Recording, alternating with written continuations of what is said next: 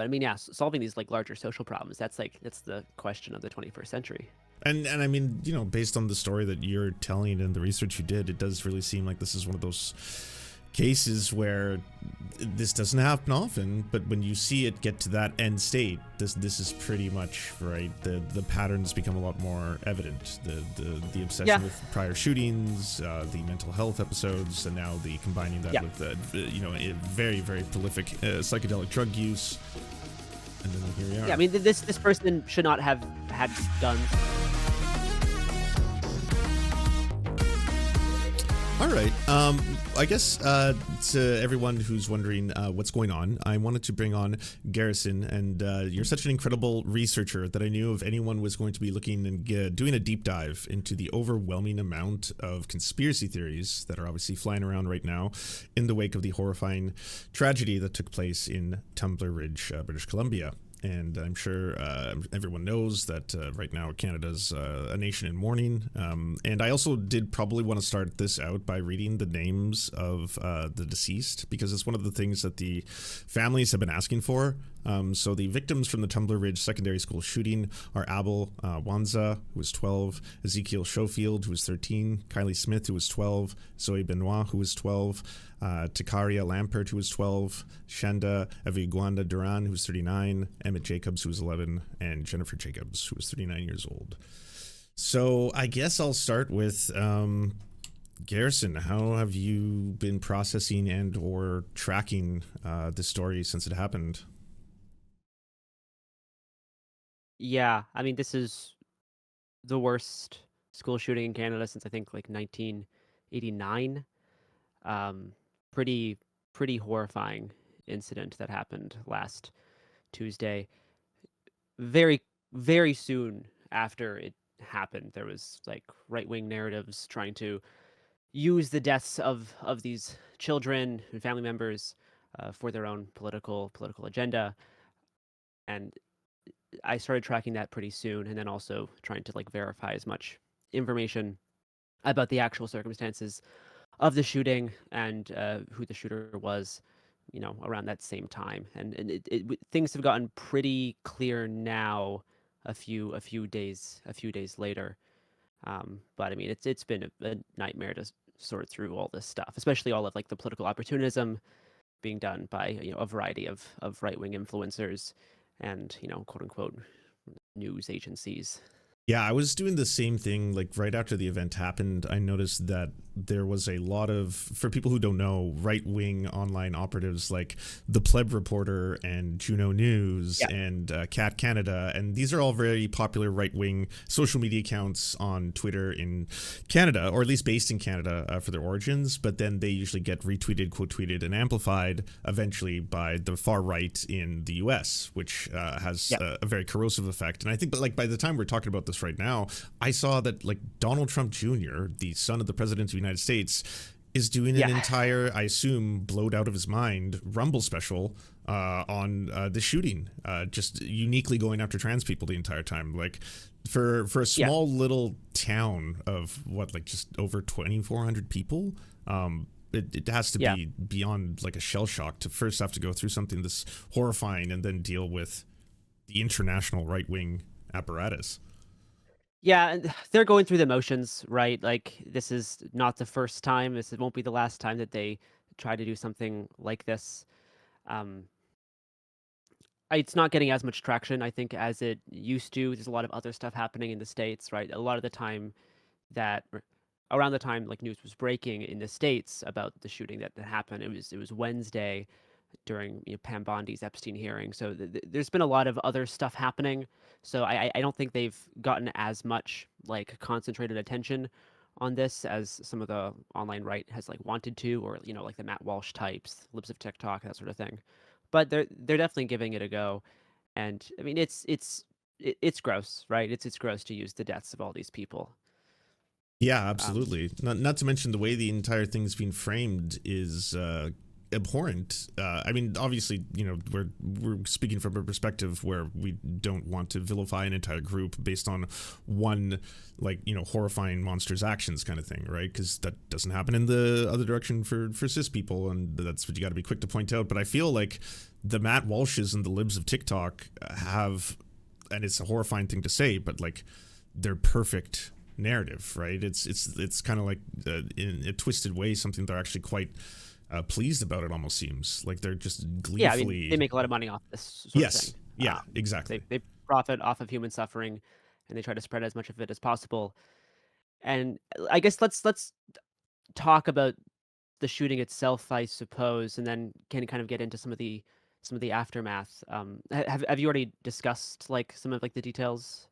On stream? I have multiple times in different streams, and I've even put some Okay. videos together. But the story was ongoing. The first aspect I was trying to look at this story from was what it was early. What are the families themselves asking for? What does the town need Sure. in terms of support? That kind of stuff. And you move on from that, and then immediately it was, well, now there's just an overwhelming, very apparent right wing mechanism gearing up, and it's going to be kind of devastating for a country like Canada that doesn't really have maybe or isn't as used to having the eyes of the world from the transphobic turf side of the internet.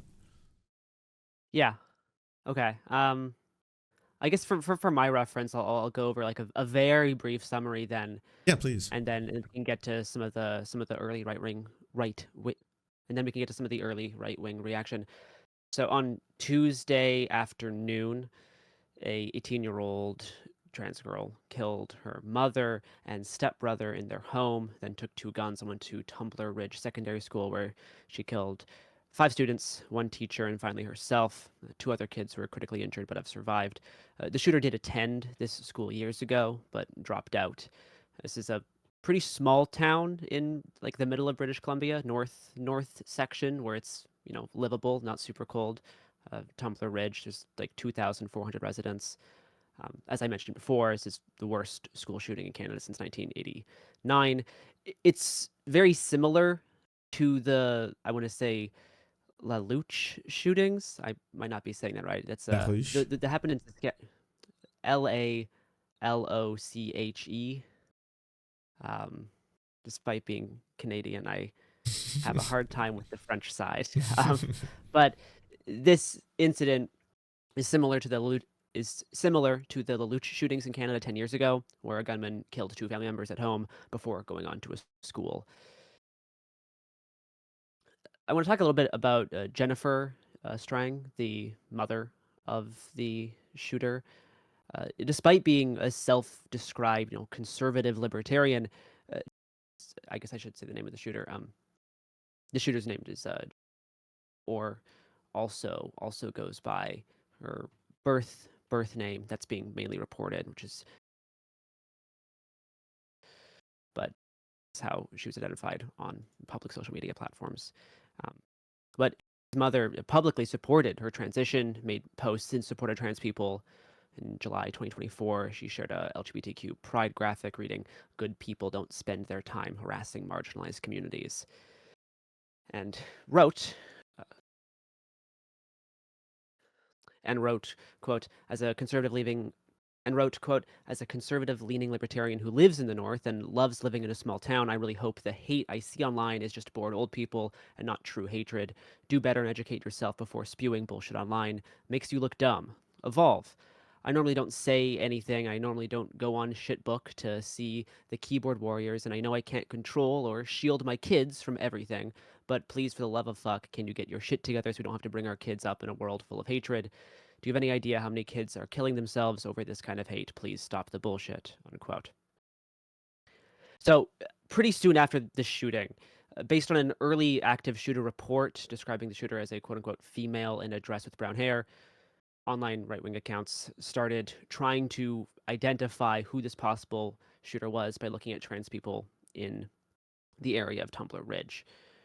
They misidentified one person who is a relative of the shooter, but put out photographs of them, claiming that she was the shooter. This person is now having to like lock down all of their accounts and is scared to go outside due to the horrific wave of harassment they're facing.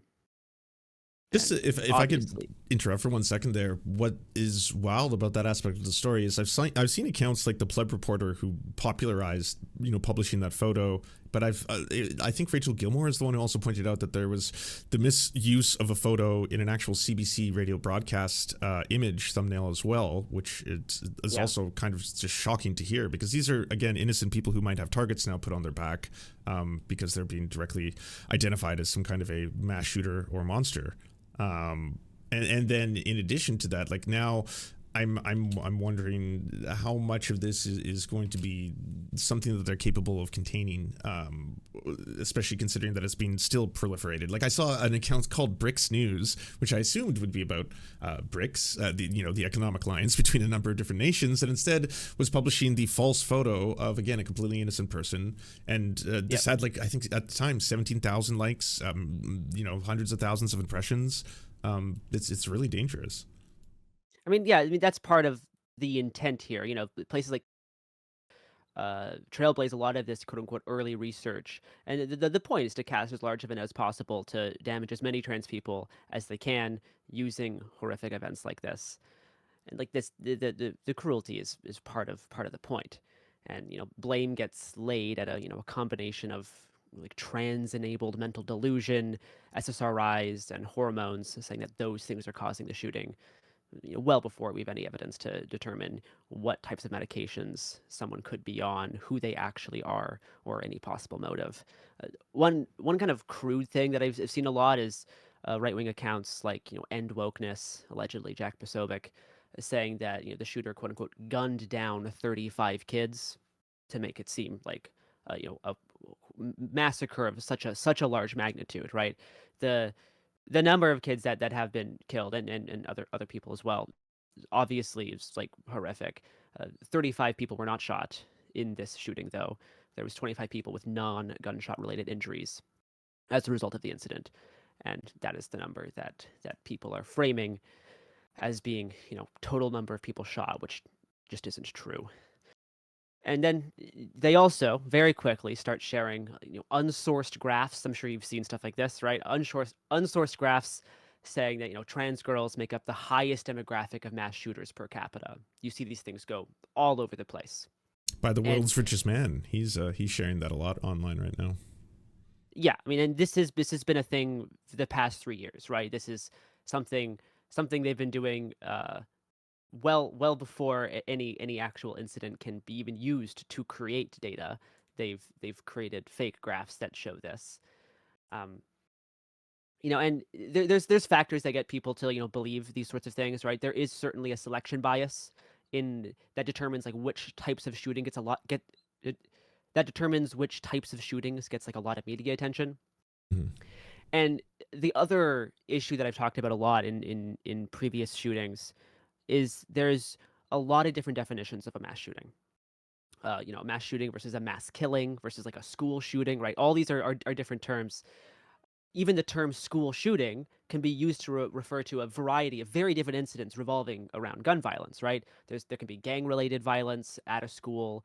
There can be shots fired as an escalation of a physical fight, students bringing guns to school and accidentally firing them, which happens more often than what you would think, like as someone who just brings a gun in their backpack, not intending to do a shooting, but it accidentally fires it in the school. This happens multiple times a year.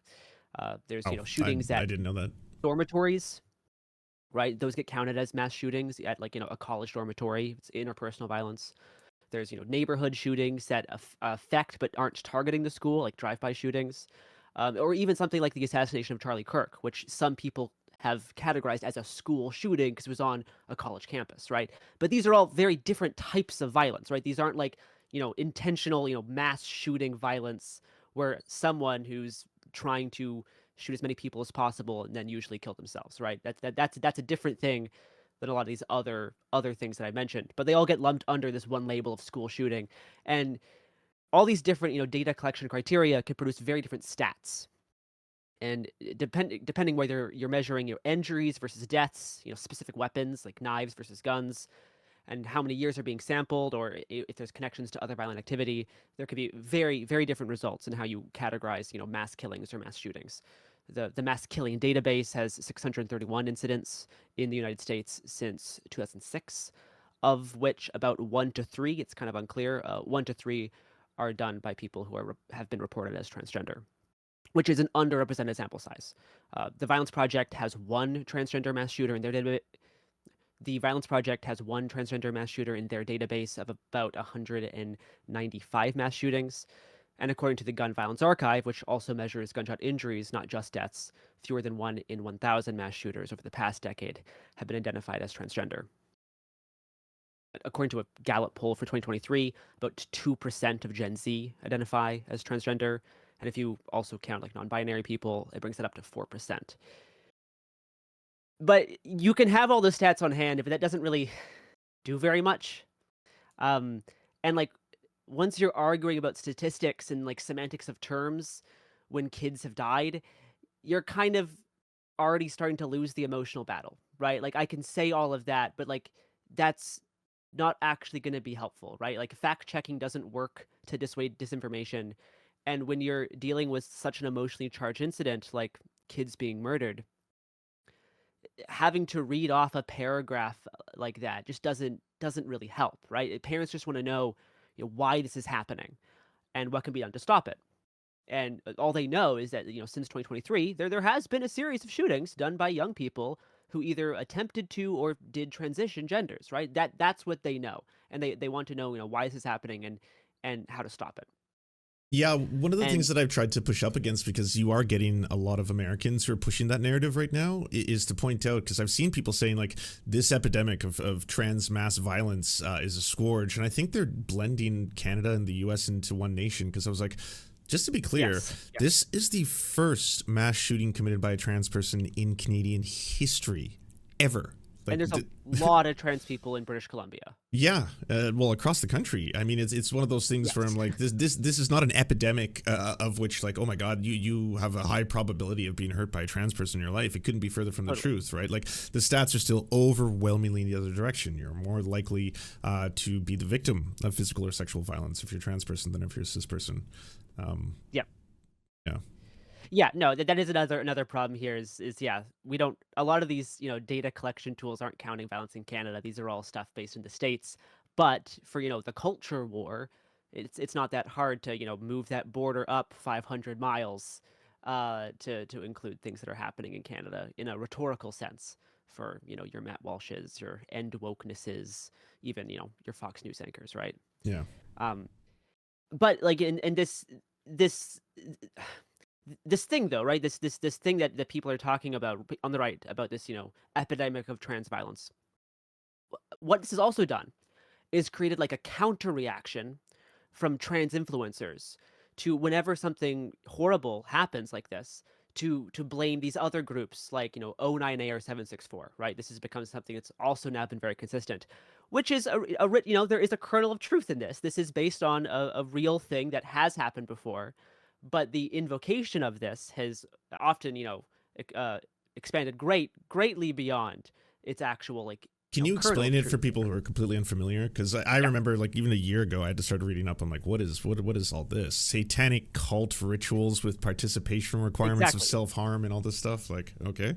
Yeah. So you see a lot of people now when there's news coverage, a lot of trans people who have, accounts online, talking about how, quote unquote, satanic Nazi pedophiles have groomed another vulnerable queer kid into doing a mass shooting. There's a viral tweet semi-viral tweet on Twitter right now. It's like that reads, quote, "Fuck anyone talking about trans and not Atomwaffen.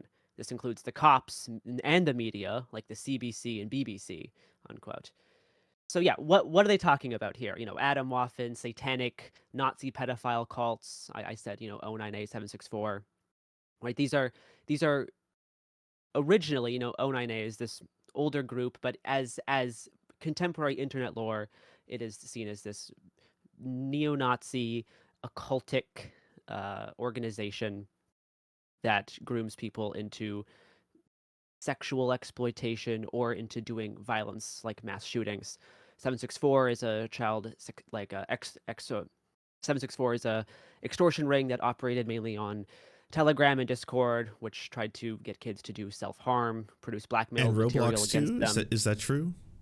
Yeah, they're active across a lot of places, but like the organizing hubs were on Discord and Telegram.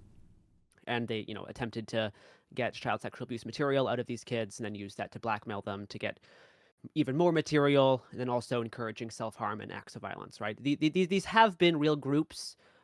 Historically, they are getting cracked down upon pretty heavily, at least in 764's case. 09A is not really a real group anymore, arguably, but it exists as like lore.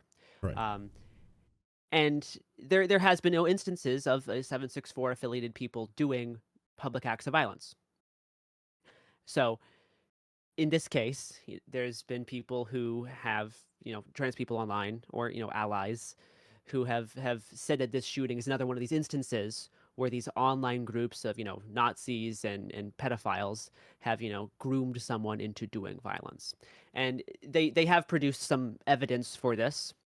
There was a Twitter account that was allegedly belonged there was a Twitter account that allegedly belonged to the shooter that had a profile picture of a Sonnenrad on top of a trans flag, as well as the face of the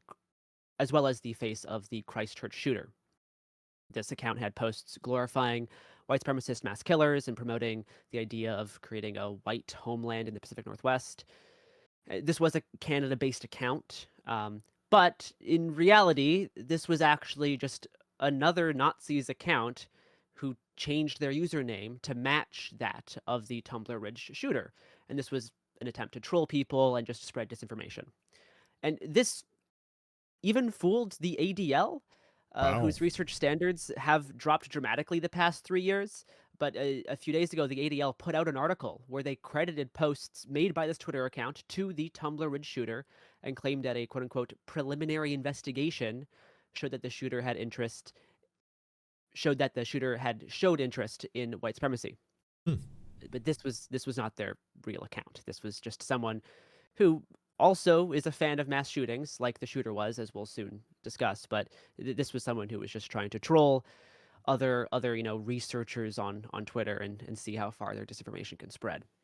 This is the consequence of someone like or of an organization like the ADL doing preliminary research based on posts and not actually verifying the information. I mean, the fact that looking at. I think they're actively pursuing Hassan Piker more than Elon Musk is pretty much all I need to know in terms of where they're prioritizing, the search for racism. Yeah. I guess I can get into the actual like online footprint of the shooter, which we do have a decent idea of actually. Well, we should, before you get to that, because I think that's what everyone is kind of interested in, I just want to wrap up that last part. So just to be clear, when you were mentioning those groups, 764, etc., there is no actual history of the shooter having been into Nazi, the occult, that kind of stuff. Those were false leads. Okay. Based on their presence, they have not been active in like specific 764 communities or have showed interest in like white supremacy, neo-Nazism, or the occult pedophile Nazism of 09A. This is not observable in the online footprint that they have left. Which is not to say the online footprint they have left is normal and good. If anything, it does point towards significant factors that are causing kids to do shootings like this, and we can trace it to a number of shootings that have happened.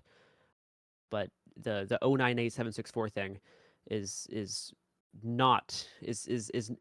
more so like a meme at this point that people similarly deploy the same way that the right deploys this epidemic of trans violence. This has become like a counter meme to say that every time a trans person does something bad, it's actually the fault of 09A and 764. Right. Because there has been incidences in the past that could point towards that. Yeah, there could be suggestions in the past, and certainly when 764 was more active years ago, I mean, a lot of the kids they were grooming for child sexual abuse material were a lot of queer kids. Because those kids are uniquely vulnerable and are looking for a community. But I mean, that is the majority of kids affected by 764 are people who have been groomed into self-harm or producing child sexual abuse material to circulate among like the organizers of these groups. So it turns out that there isn't really a connection in those two directions, which is what the right, I think you're correct in pointing out there's a counter push. Like I did the same thing with Charlie Kirk, right? Like I remember when the first image of the Charlie Kirk shooter being in a Groiper, Pepe the Frog style jumper, I was like, oh, this has to be a Groiper, right? Like that's immediately where my brain went because they do have a history of targeting that community. So, you can understand why there's a pushback.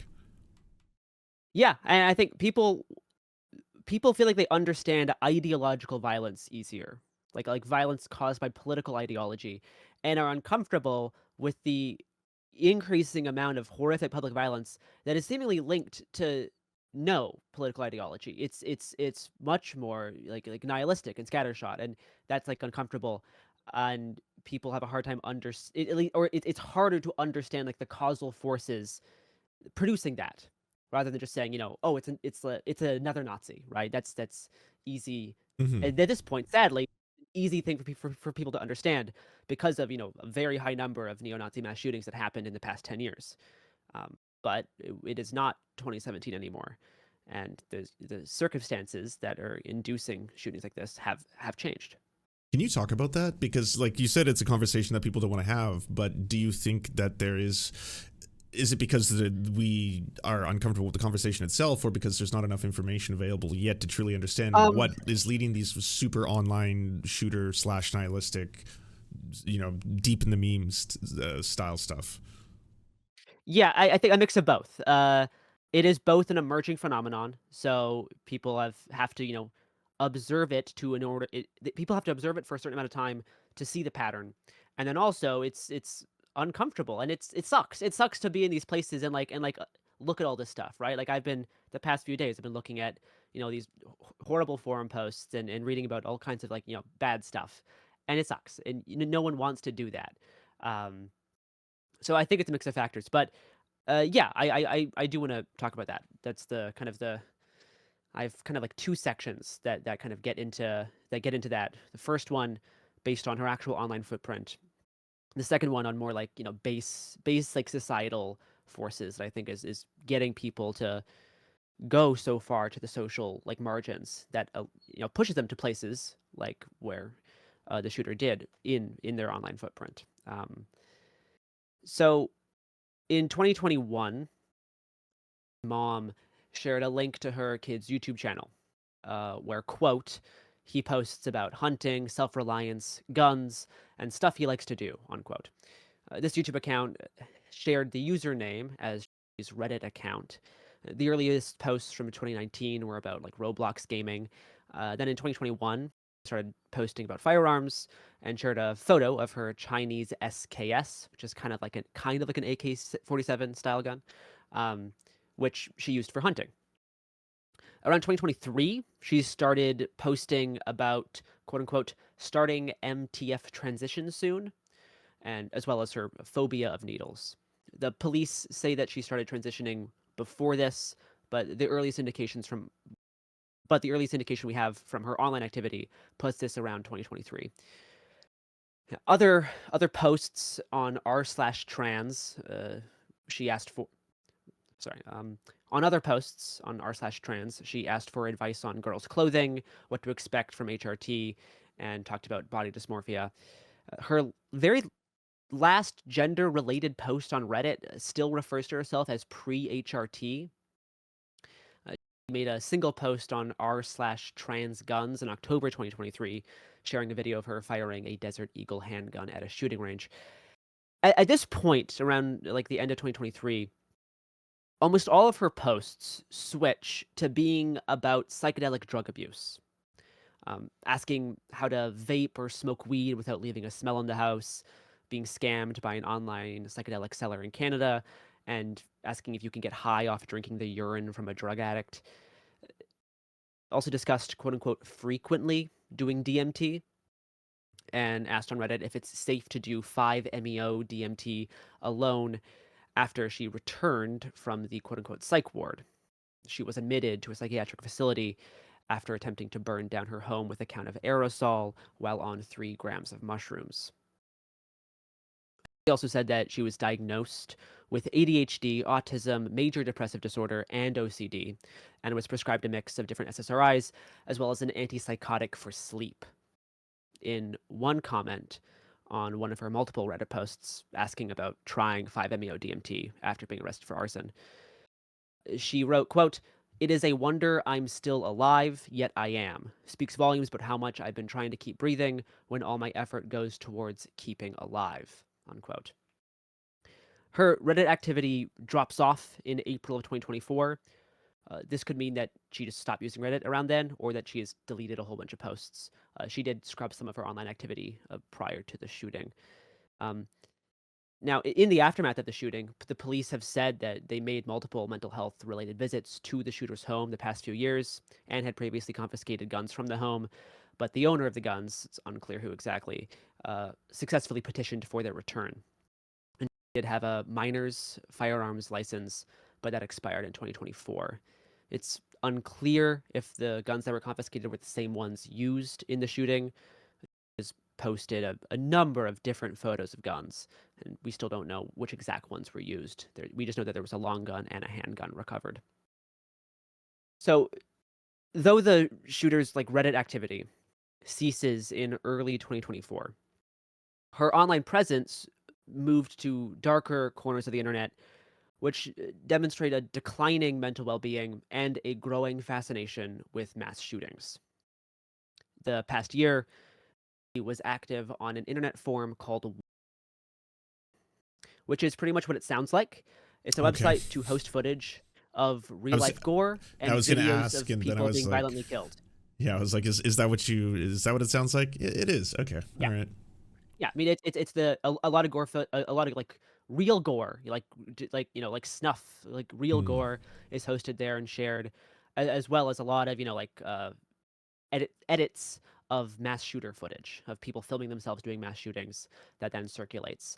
And this is really this forum is way more of a social orbit around this recent wave of mass shootings than 764 is. And there is some crossover, there is some 764 people who are also, active on this forum.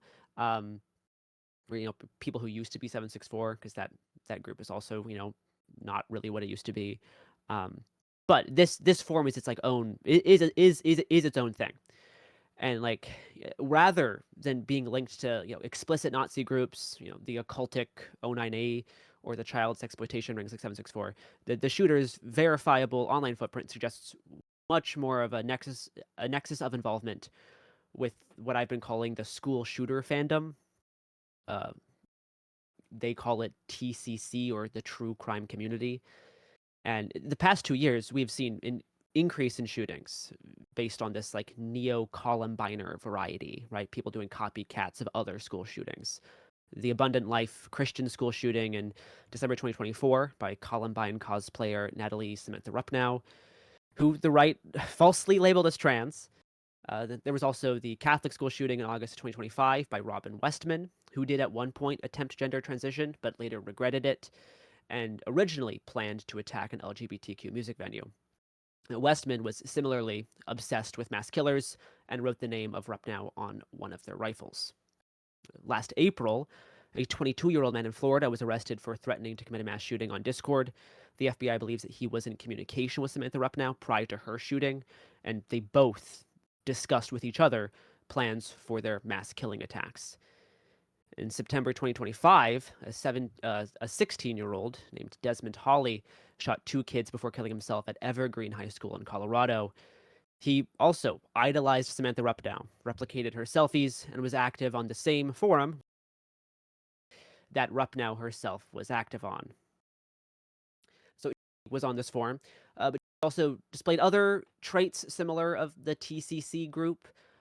Created a mass shooting simulator game on Roblox, which was set in a mall where you act out a shooting and killing people in the mall. So I'll talk a little bit about this forum specifically now, right? This forum essentially exists to desensitize people to extremely violent content that glorifies mass killings. Its very first comment on was on a compilation video of mass shooter footage, and she wrote, quote, "I appreciate this post." She also commented on another thread of mass shooting footage, quote, "I love these first-person perspective type videos when a shooter records his or her when a shooter records his or her own actions, it's always heat," unquote. The most worrying comment is something that, if police were aware of, should have been, cause to prevent this from happening. Came about 5 months ago in a thread on about the psychology of watching gore. She wrote, quote, "I find it addictive. It's hard not to watch violent content. I'm just drawn to it.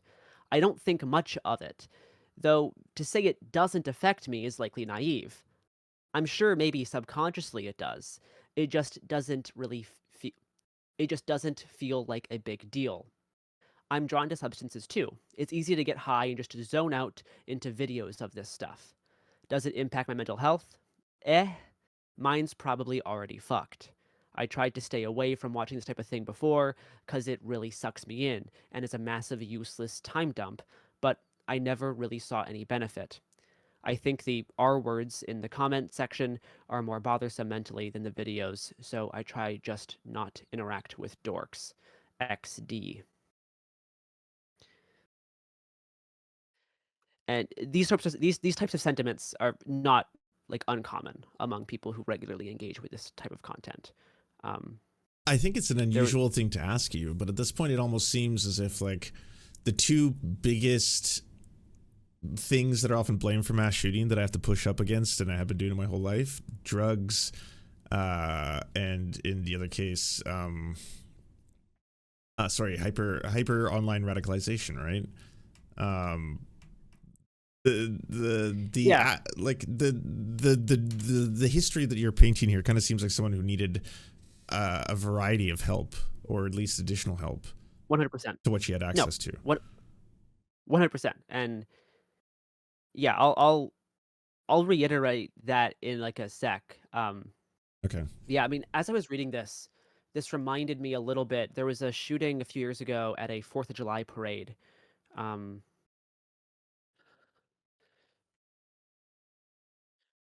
it is the Highland Park mass shooting. The sort of like writing that in this post reminds me a bit of the writing done by this other mass shooter, talking about like getting like sucked into like violent content, or this idea of like doing a shooting. It's like this like this it beckons you further into the concept. It's like almost like hypnotic. Very similar writing done by this other shooter. So one other post I'll reference that she made on this forum was a video of a father hanging himself in front of his children, and she claimed that her stepdad attempted the same thing, trying to kill himself in front of her when she was just a little kid. And she wrote, quote, "I wish his bitch ass would have died on the noose then and there. Probably better than beating your kids," unquote. So obviously, this person had like long-standing issues that at certain points seemed like better, right? Like around 2021, they seemed to be doing better, right? They were making, YouTube content about guns and hunting, and felt like they had some more of like had more of a stable social outlet. And then around 2023, with this heavy like abuse of psychedelic drugs, leading to this mass shooter obsession. It's like a pretty clear picture of like a mental spiral. Um, 2 months before his own shooting, she did visit the for Samantha Rupp now. And yeah, if we're gonna talk if we're gonna talk about like causal factors, right, and especially like in reference to this idea that parents have, where there has been a sequence of trans people doing shootings. You can argue about the per capita percent rates or like stats again, but that doesn't go so far. But at a certain point, I mean, we have to all like be comfortable, or maybe comfortable is the wrong word, but we have to like realize that like as more people transition, right, gender is not this like immutable thing, as more people attempt transitioning, there's going to be some trans people who do bad things. This happens with every social group of people. To borrow from sociologist Mark Worrell, who wrote about the social phenomenon of mass shootings, like destruction of others is the means towards another end, the desire for self-destruction that the self was incapable of inflicting in isolation. A lot of mass shootings end with suicide or trying to get the police to kill you through suicide. Public shootings like this have a very strong suicidal component. And some people might not be able to do that themselves, so they need to create a social context in which they feel like they can. And at least in terms of the states, and to a smaller degree in Canada, like these shootings like exist as like this like cultural ritual, this like ritual of destruction of the self. And destruction of the self can include the social apparatus that makes up the self. And for like a young person, that's what? That's their family and school. The two things that were targeted in this shooting, right? This network that makes up like my sense of self as a 17-year-old, 18-year-old. It's going to be my family, which is, for that's her mom. She's been separated from her father for a while, as well as her stepbrother.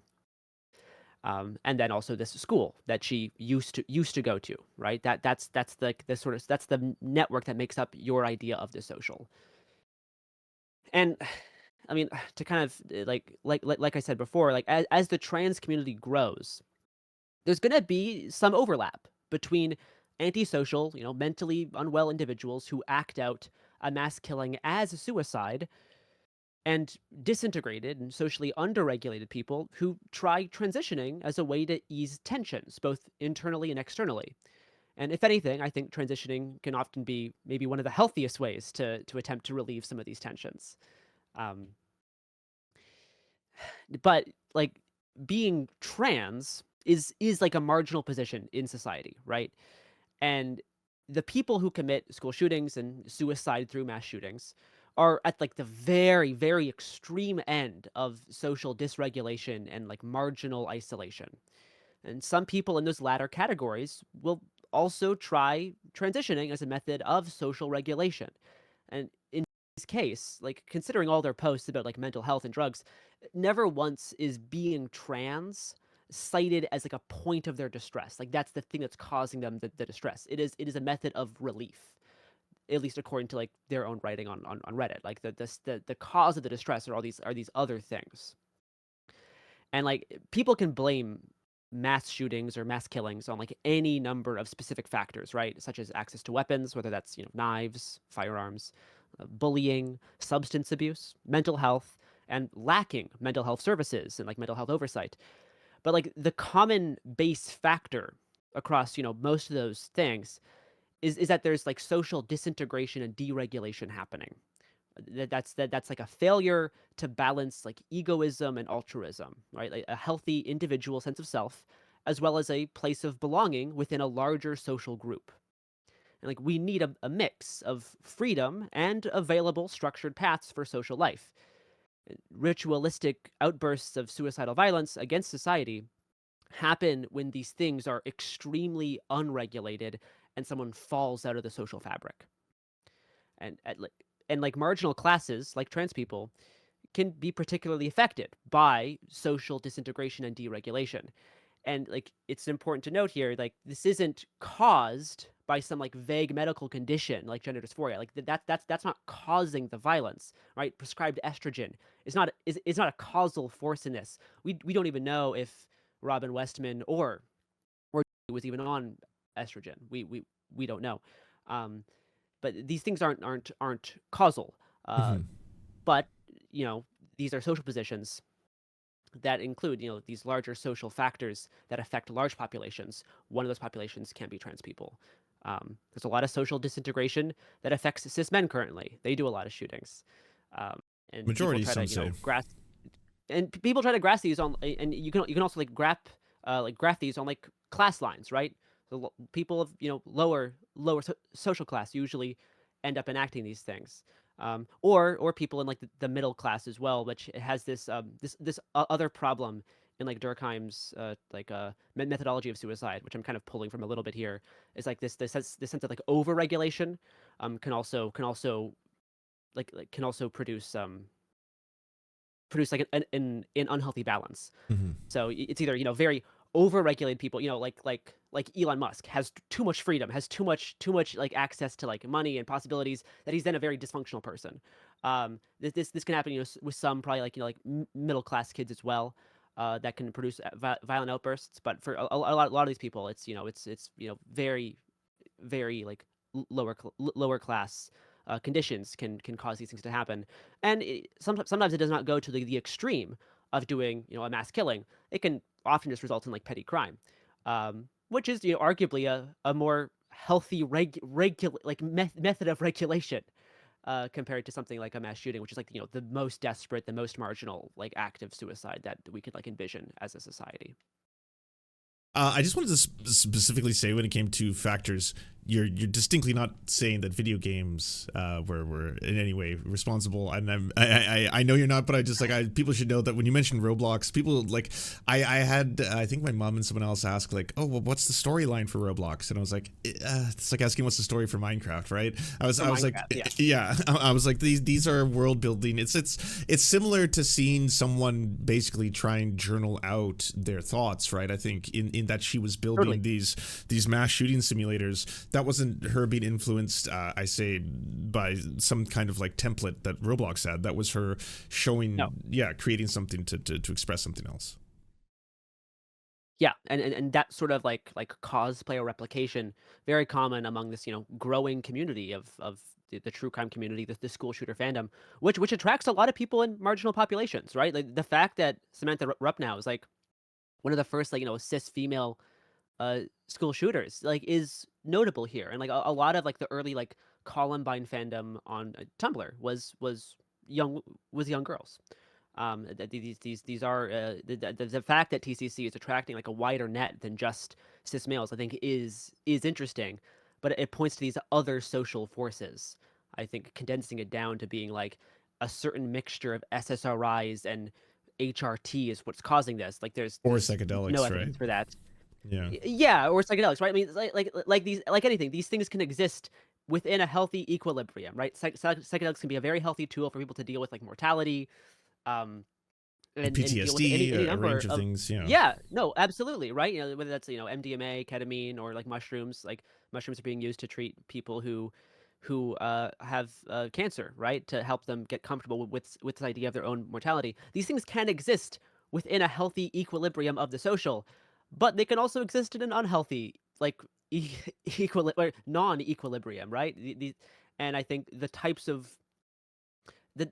ways that he was writing about psychedelics online, I think demonstrates a very unhealthy use of these drugs, especially as like like a 16-year-old. Right, like it sounds like self-medication. It sounds like unsupervised medication, and it also sounds like something that was most likely acting as an accelerant, right? Like if you already have a host of other Yeah, problems, if you are yeah, introducing a very large amount of incredibly powerful, like psychostimulants into what you're ingesting every day, then it's going to have potentially very very dangerous yeah. outcomes.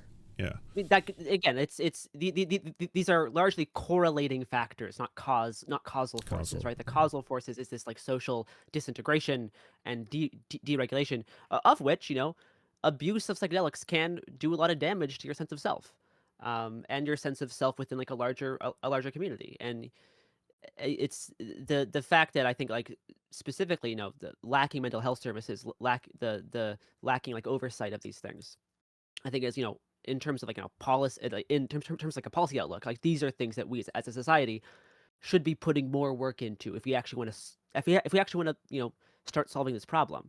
I mean, you can get into larger things about like the alienation of like you know late quote unquote late stage capitalism, which also can be a factor in this. But at least in terms Another of like accelerant, right? having Like I think a lot of these are yeah accelerants, right? yeah Where every other thing that you've been listing, and it seems to me like this compounded upon this, which compounded upon this, and eventually led someone to looking up more and more extreme content.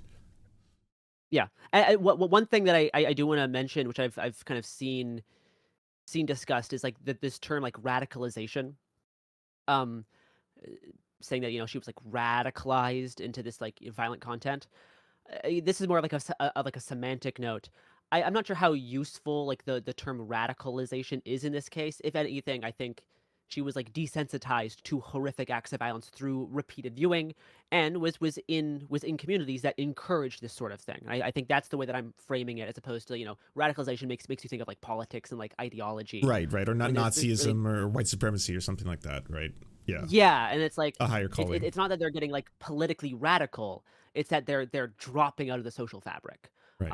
and desensitizing themselves to this concept of like horrific like societally targeted violence.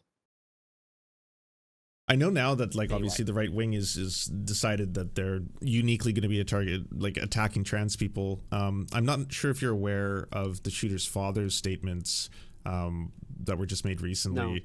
The father intentionally uses terms like "I am the biological father," refers to her with he/him pronouns, says that he wasn't yeah, allowed to raise her, that she was taken from him, and like I part of me is also really fearful that this is going to be maybe the future of the Matt Walsh slibs of TikTok circuit, right? Here we have the case, sure, the number one horror story that every right wing personality always talks about, right? Or that yeah, Elon, the like myth kids that being Elon Musk taken away. perpetuates. Yeah, exactly. This is somehow Yeah, negatively impacting their children. no, yeah, that is a good thing to keep an eye on. Have not seen that.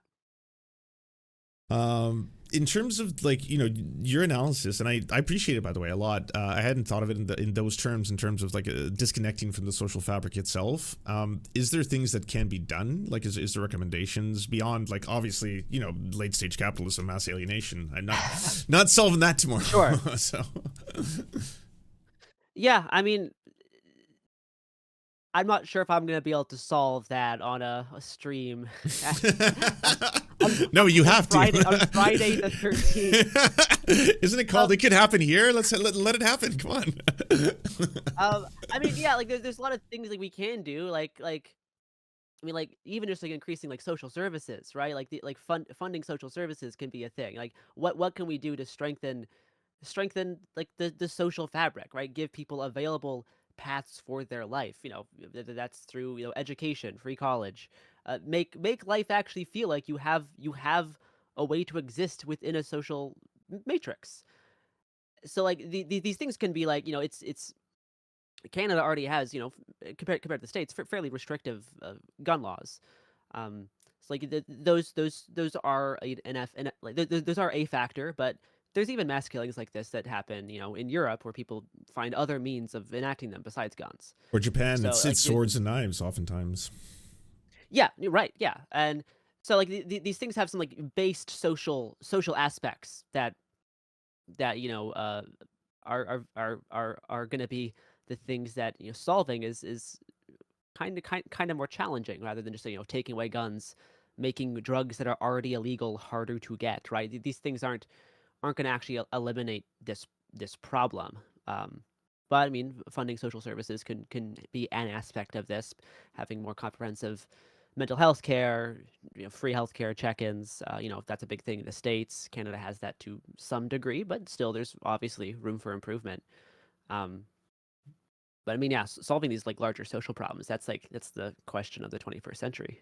Yeah. And I mean, based on the story that you're telling and the research you did, it does really seem like this is one of those cases where this doesn't happen often, but when you see it get to that end state, this is pretty much right. The patterns become a lot more evident. The obsession Yeah, with prior shootings, the mental health episodes, and now the combining that yeah, with a very very prolific psychedelic drug use, and then here we yeah. I are. mean, this person should not have had guns, right? At a certain point, their guns were taken away, or guns in the house were taken away.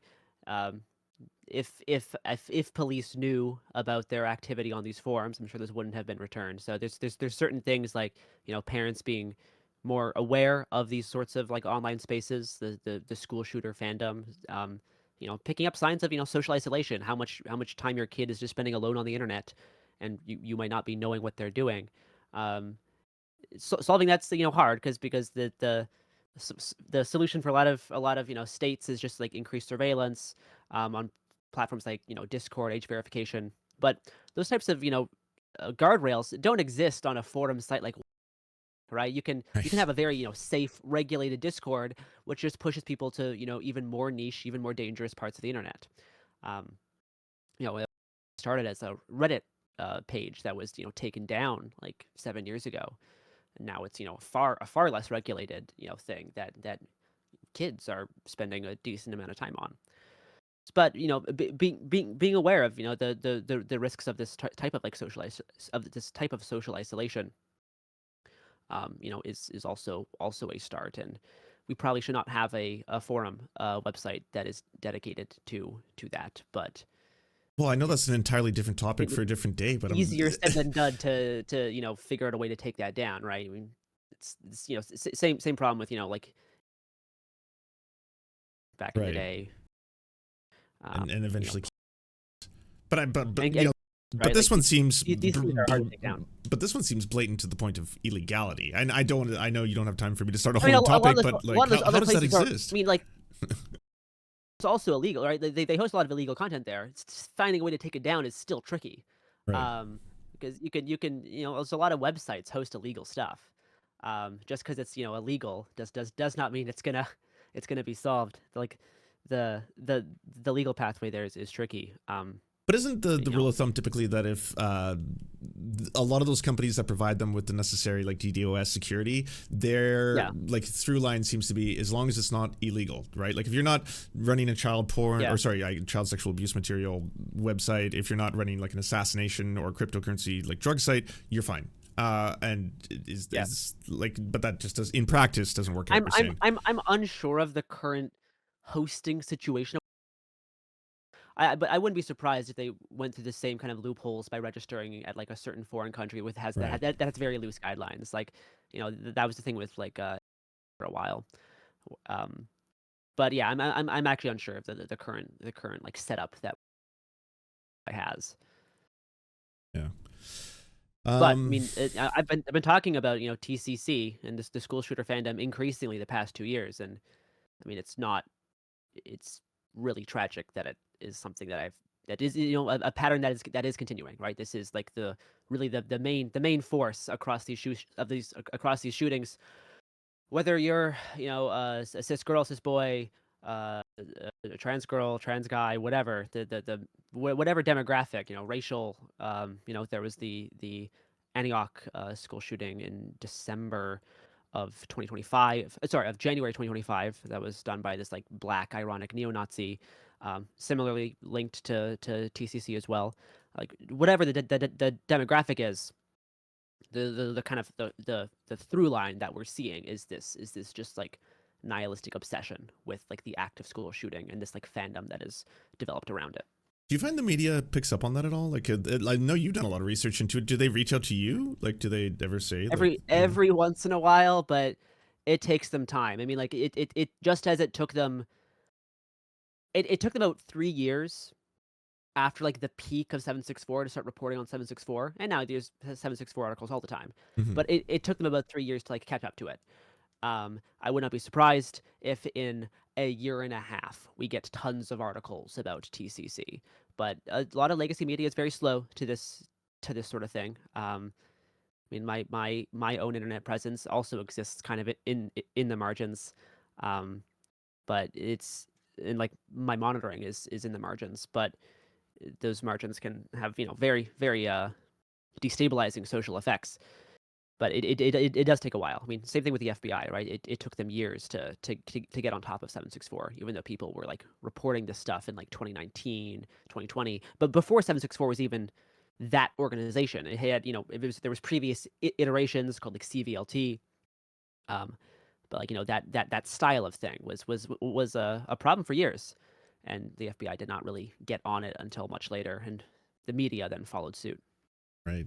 I do And appreciate I what just don't you have trust in the current situation American law enforcement apparatus administration. to really be on it right now. I can't. I'm unsure of how that works in Canada at this point, but certainly, I don't think Kash Patel's FBI is going to be No. on this one super well, even though they been trying to push some stuff with like the nihilist violent extremism label, which does cover stuff like this, but No, they're in my to opinion. limited effect. I know this is controversial, but in my opinion, it almost feels as if Kash Patel is actively trying to push narratives that will benefit this entire story that we're talking about in the opposite direction, right? Like if you're trying to push a narrative that Charlie Kirk's shooter, and we're not going to change topics, but I'm just bringing this up because you mentioned Kash Patel. You're trying to push that narrative that he was in fact trans or inspired by trans ideology or inspired by furries or furry culture, etc. They've tried everything, and now we're at the point where it's like the loosest of connections. It's like, well, there may have been a lover who is or is not, may or may not be trans or non-binary. We're not sure, but that's enough. We got it. Kash Patel will push the story. I mean, yeah, this administration comes out of the same kind of network of influencers who try to, grossly use horrific events to their own ideological advantage, and that's including to attack groups of people that they find to be bad. Which is wild because it turns out they're all pedophiles. They're all part of an elite group of insiders, and so let's start talking about the Epstein files for the next My brain is complete soup. I know, I'm just joking. Where can everyone find you and your incredible work outside of listening to the amazing It Could Happen Here podcast? Yeah, well, I mean, I occasionally post about Yaoi on X, the Everything app, at by Shonen Type. I'm trying to post more about Yaoi on Blue Sky. There's just not as much of it. But maybe I should be the change I want to see. Is it not friendly, the environment? I know sometimes people push back and say it's too limbed up. Yeah. Oh, sorry, that was me. It's more so that there's just not as many Yaoi artists active on Blue Sky. So a lot of Yaoi artists are shockingly Japanese, and Japan has a very large presence on X the Everything app, at least at the moment. I know some of their like AI image stuff is pushing people to other platforms, but it's slow. But yeah, I'm on those two places. I also occasionally post photography at Instagram, also by Shonen Type. And I suppose if you enjoyed listening to me getting informed by the only information you heard here today, you should check out youtube.com/@the Times, where I post videos. And this one too will be there. Hey, you can look at me in a black turtleneck talk about sad things. There you go. If you enjoyed the audio version and you want to see the visual version of it, head on down to youtube.com/@the Times. Thank you so much for joining us today, Gary. I appreciate it. Yeah, thanks for having me. It was a ton of fun. Well, actually, it was sad, but it was very informative. I should say that. Yeah, that's the needle I try to thread. Absolutely. All right, have a good rest of your weekend. All right, thank you. You too. Everybody, go subscribe and follow Gary. Garrison Davis. Let me see if I can get the social media up here. Garrett Davis, Blue Sky. There we go. Here you are. There's one. And there's two.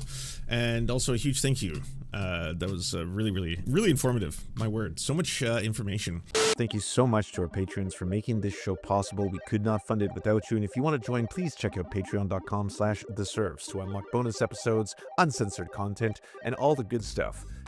Thanks to Anna Loves Riley, Addercap, Bobby Lasers, Cheryl Alvarez, Comrade Junkie, Doug Caddy, Everything Important, Hegbard Salim, Multimondi, Omni, Political Papi, Preston Kroll, Quiet One 85, Riley and Anna, Roller Dragon, Cernicus, Stellar Gwyn, Sebastian Demmel, Tigwick, and Words Greenwood.